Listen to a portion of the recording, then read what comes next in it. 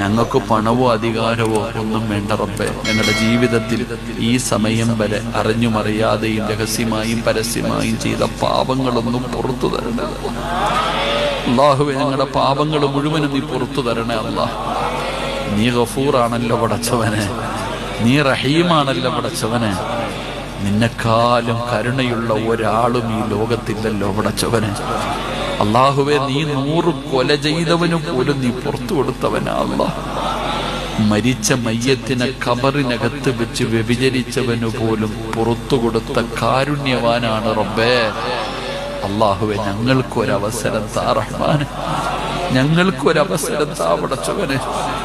തൗബ ചെയ്യുന്നവരെ നിനക്ക് വലിയ ഇഷ്ടമാണല്ലോ റഹ്മാൻ. അല്ലാഹ്, നിന്റെ മുമ്പിൽ ഒരു അടിമ കൈ നീട്ടിയാൽ നീ വെറും കൈയോടെ മടക്കാൻ നിനക്ക് ലജ്ജയാണല്ലോ പടച്ചവനെ.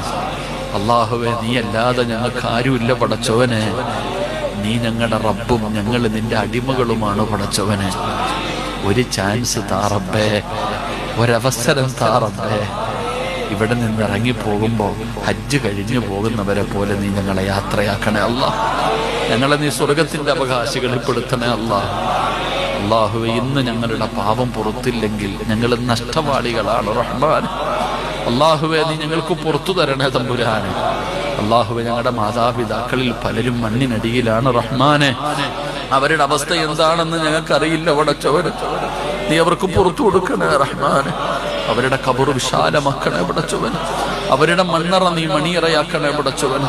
അല്ലാഹുവേ പടച്ചവനെ, റബ്ബേ, മരിച്ചുപോയവരെ മറന്നു പോകുന്ന മക്കളാക്കല്ലേ അല്ലാഹ്. അല്ലാഹുവേ, ജീവിച്ചിരിക്കുന്ന ഞങ്ങളുടെ ഉപ്പ ഞങ്ങളുടെ ഉമ്മ നീ ആഫിയത്തുള്ള ദീർഘായുസ്സ് കൊടുക്കണേ അല്ലാഹ്.